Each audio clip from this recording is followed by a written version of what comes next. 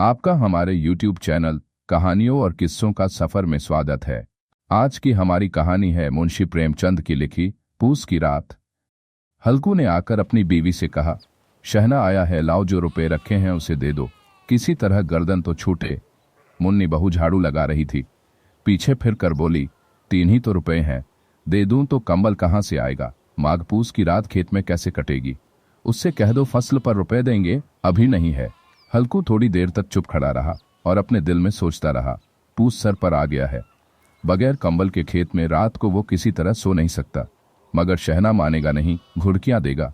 ये सोचता हुआ वो अपना भारी जिस्म लिए हुए, जो उसके नाम को धलत साबित कर रहा था, अपनी बीवी के पास गया और खुशामद करके बोला, ला दे दे, गर्दन तो किसी तरह से बचे, कंबल के लिए कोई दूसरी तदबीर सोचूंगा।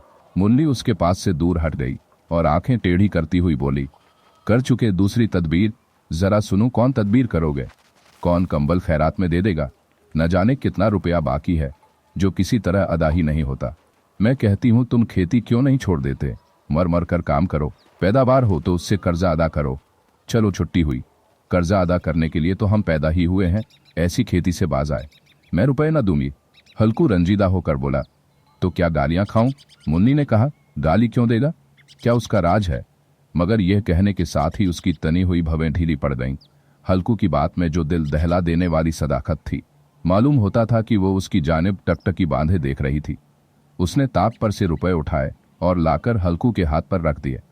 फिर बोली, तुम अब खेती छोड़ दो, मजदूरी में सुख से एक रोटी तो खाने को मिलेगी, किसी की धौंस तो न रहेगी। अच्छी खेती है, मजदूरी करके लाओ, वो भी उसमें झोंक दो, उस पर से धौंस। हल्कू ने रुपए लिए और इस तरह बाहर चला। मालूम होता था वो अपना कलेजा निकाल कर देने जा रहा है। उसने एक एक पैसा काट कर 3 रुपए कंबल के लिए जमा किए थे, वो आज निकले जा रहे हैं। एक एक कदम के साथ उसका दिमाग अपनी नादारी के बोझ से दबा जा रहा था। पूस की अंधेरी रात, आसमान पर तारे भी ठिठुरते हुए मालूम होते थे। हल्कू अपने खेत के किनारे ओख के पत्तों की एक छतरी के नीचे बांस के खटोले पर अपनी पुरानी गारे की चादर ओढ़े हुए कांप रहा था। खटोले के नीचे उसका साथी कुत्ता जबरा पेट में मुंह डाले सर्दी से कूं कूं कर रहा था। दोनों में से एक को भी नींद न आती थी। हल्कू ने घुटनों को गर्दन में चिमटाते हुए कहा, क्यों जबरा, जाड़ा लगता है। कहा तो था घर में पियाल पर लेटा रहे, तू यहाँ क्या लेने आया था। अब खा, सर्दी में क्या करूं, जानता था मैं हलवा पूरी खाने आ रहा हूं। दौड़ते हुए आगे चला आया। अब रो अपनी नानी के नाम को जबरा ने लेटे हुए दुम हिलाई और एक अंगड़ाई लेकर चुप हो गया। शायद वो ये समझ गया था कि उसकी कूकू की आवाज से उसके मालिक को नींद नहीं आ रही है। हल्कू ने हाथ निकालकर जबरा की ठंडी पीठ सहलाते हुए कहा, कल से मेरे साथ न आना, नहीं तो ठंडे हो जाओगे। ये रांड पछुआ हवा न जाने कहां से बर्फ लिए आ रही है। उठूं फिर एक चिलम भरूं, किसी तरह रात तो कटे।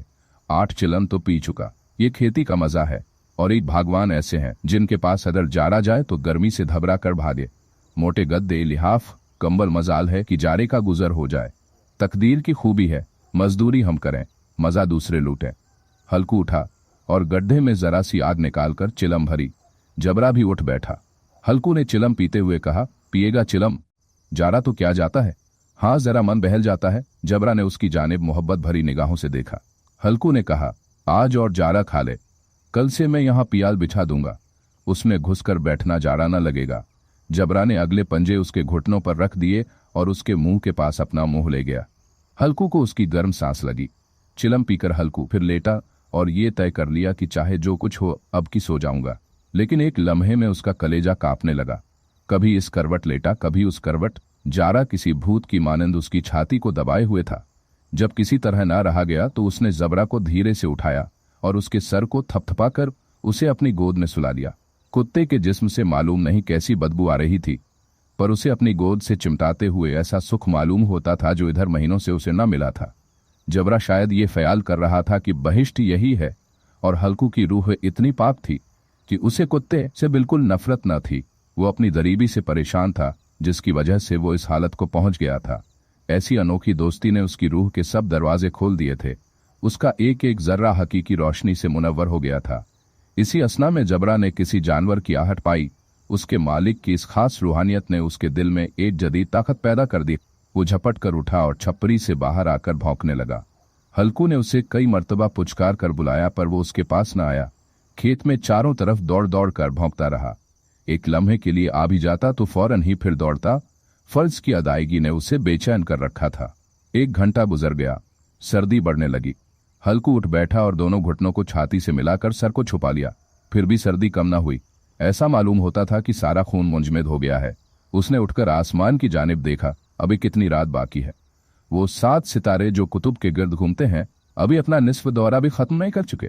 जब वो ऊपर आ जाएंगे तो कहीं सवेरा होगा। अभी 1 घड़ी से ज्यादा रात बाकी है। हल्कू के खेत से थोड़ी देर के फासले पर एक बात था। पतझड़ शुरू हो गई थी। बाद में पत्तों का ढेर लगा हुआ था। हल्कू ने सोचा, चलकर पत्तियां बटोरूं और उनको जलाकर खूब तापूं। रात को कोई मुझे पत्तियां बटोरते देखे तो समझे कि कोई भूत है, कौन जाने कोई जानवर ही छुपा बैठा हो। मगर अब तो बैठे नहीं रह जाता। उसने पास के अरहर के खेत में जाकर कई पौधे उखाड़े और उसका एक झाड़ू बनाकर हाथ में सुलगता हुआ उपरा लिए बाफ की तरफ चला। जबरा ने उसे जाते देखा तो पास आया और दुम हिलाने लगा। हल्कू ने कहा, अब तो नहीं रहा जाता जबरू, चलो बाव ने पत्तियां बटोरकर तापें। टाठे हो जाएंगे तो फिर आकर सोएंगे, अभी तो रात बहुत है। जबरा ने कूं कूं करते हुए अपने मालिक की राय से मुवाफिकत जाहिर की और आगे आगे बात की जानिब चला। बाव में घटाटोप अंधेरा छाया हुआ था। दरख्तों से शबनम की बूंदें टप टप टप टप रही थीं। यकायक एक झोंका मेहंदी के फूलों की खुशबू लिए हुए आया। हल्कू ने कहा, कैसी अच्छी महक आई जबरा, तुम्हारी नाक में भी कुछ खुशबू आ रही है। जबरा को कहीं जमीन पर एक हड्डी पड़ी मिल गई थी। वो उसे चूस रहा था। हल्कू ने आग जमीन पर रख दी और पत्तियां बटोरने लगा। थोड़ी देर में पत्तों का एक ढेर लग गया। हाथ ठिठुरते जाते थे, नंगे पांव गले जाते थे और वो पत्तियों का पहाड़ खड़ा कर रहा था। उसी अलाव में वो सर्दी को जलाकर खाक कर देगा। थोड़ी देर में अलाव जल उठा। उसकी लौ ऊपर वाले दरख्त की पत्तियों को छू छू कर भागने लगी। इस मुज्जल रोशनी में बाप के आलीशान दरख्त ऐसे मालूम होते थे कि वो इस ला इंतहा अंधेरे को अपनी गर्दन पर संभाले हों। तारीकी के उस अथाह समंदर में ये रोशनी एक नाव के मानिंद मालूम होती थी। हल्कू अलाव के सामने बैठा हुआ आग ताप रहा था। 1 मिनट में उसने अपनी चादर बदल में दबा ली और दोनों पांव फैला दिए। गोया वो सर्दी को ललकार कर कह रहा था, तेरे जी में आए वो कर। सर्दी की इस बेपाया ताकत पर फथ पाकर वो खुशी को छुपा ना सकता था। उसने जबरा से कहा, क्यों जबरा, अब तो ठंड नहीं लग रही है? जबरा ने कूं कूं करके गोया कहा, अब क्या ठंड लगती ही रहेगी, पहले ये तदबीर नहीं सूझी, नहीं तो इतनी ठंड क्यों खाते। जबरा ने दुम हिलाई, अच्छा आओ इस अलाव को कूद कर पार करें, देखें कौन निकल जाए है। अगर जल दे बच्चा तो मैं दबा न करूंगा। जबरा ने खौफजदा निगाहों से अलाव की जानिब देखा। मुन्नी से कल ये न जड़ देना कि रात ठंड लगी और ताप ताप कर रात काटी, वरना लड़ाई करेगी। ये कहता हुआ वो उछला और उस अलाव के ऊपर से साफ निकल गया। पैरों में जरा सी लिपट लग गई, पर वो कोई बात न थी। जबरा अलाव के गिर्द घूमकर उसके पास खड़ा हुआ। हल्कू ने कहा, चलो इसकी सही नहीं, ऊपर से कूद कर आओ। वो फिर कूदा और अलाव के उस पार आ गया। पत्तियां जल चुकी थीं। बागीचे में फिर अंधेरा छा गया था। राख के नीचे कुछ कुछ आग बाकी थी, जो हवा का झोंका आने पर जरा जाग उठती थी, पर एक लम्हा में फिर आंखें बंद कर लेती थी। हल्कू ने फिर चादर ओढ़ ली और गर्म राख के पास बैठा हुआ एक गीत गुनगुनाने लगा। उसके जिस्म में गर्मी आ गई थी, पर जू जू सर्दी बढ़ती जाती थी उसे सुस्ती दबा लेती थी। दफा तन जबरा जोर से भौंक कर खेत की तरफ भागा। हल्कू को ऐसा मालूम हुआ कि जानवर का एक गोल उसके खेत में आया। शायद नीलगाय का झुंड था। उनके कूदने और दौड़ने की आवाजें साफ कान में आ रही थीं। फिर ऐसा मालूम हुआ कि खेत में चल रही हैं। उसने दिल में कहा, जबरा के होते हुए कोई जानवर खेत में नहीं आ सकता, नोच ही डाले, मुझे वहम हो रहा है। कहाँ, अब तो कुछ सुनाई नहीं देता, मुझे भी कैसा धोखा हुआ। उसने जोर से आवाज लगाई, जबरा जबरा। जबरा भौंकता रहा, उसके पास ना आया। जानवरों के चरने की आवाज चर चर सुनाई देने लगी। हल्कू अब अपने को फरेब न दे सका, मगर उसे उस वक्त अपनी जगह से हिलना जहर मालूम होता था। कैसा गरमाया हुआ मजे से बैठा हुआ था। इस जारे पाले में खेत में जाना, जानवरों को भगाना, उनका ताकुब करना उसे पहाड़ मालूम होता था। अपनी जगह से न हिला, बैठे बैठे जानवरों को भगाने के लिए चिल्लाने लगा, लिहो लियो हो हा। मगर जबरा फिर भौंक उठा। अगर जानवर भाग जाते तो वो अब तक लौट आया होता, नहीं भागे, अभी तक चल रहे हैं। शायद वो सब भी समझ रहे हैं कि इस सर्दी में कौन बीधा है जो उनके पीछे दौड़ेगा। फसल तैयार है, कैसी अच्छी खेती थी। सारा गांव देख देख कर जलता था, उसे ये अभागे तबाह किए डालते हैं। अब हल्कू से ना रहा गया। वो पक्का इरादा करके उठा और 2-3 कदम चला।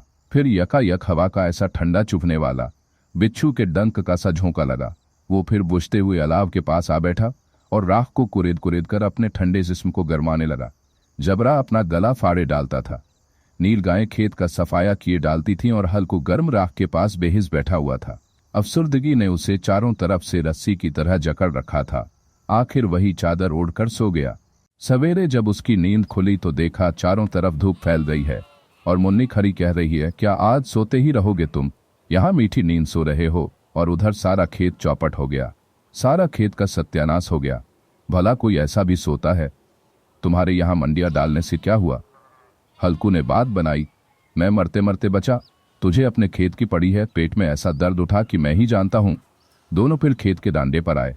देखा खेत में एक पौधे का नाम नहीं और जबरा मंडिया के नीचे चित्त पड़ा है। गोया बदन में जान नहीं है। दोनों खेत की तरफ देख रहे थे।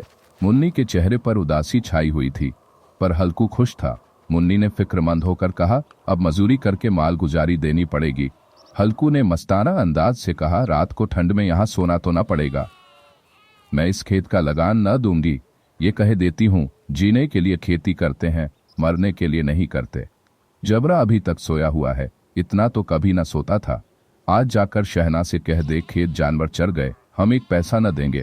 रात बड़े धजब की सर्दी थी। मैं क्या कहती हूँ तुम क्या सुनते हो? तो गाली खिलाने की बात कह रही है। शहना को इन बातों से क्या सरोकार? तुम्हारा खेत चाहे जानवर खाएं, चाहे आग लग जाए, चाहे ओले पड़ जाए, उसे तो अपनी माल गुजारी चाहिए। तो छोड़ दो खेती। मैं ऐसी खेती से बाज आई। हल्कू ने मायूसाना अंदाज से कहा, जी मन में तो मेरे भी यही आता है कि खेती बाड़ी छोड़ दूं। मुन्नी, तुझसे सच कहता हूँ, मगर मजूरी का ख्याल करता हूँ तो जी घबरा उठता है। किसान का बेटा होकर अब मजूरी न करूंगा, चाहे कितनी ही दुर्गत हो जाए। खेती का मर्जाद नहीं बिगाड़ूंगा। जबरा जबरा सोता ही रहेगा। चल घर चलें। धन्यवाद। ऐसी ही और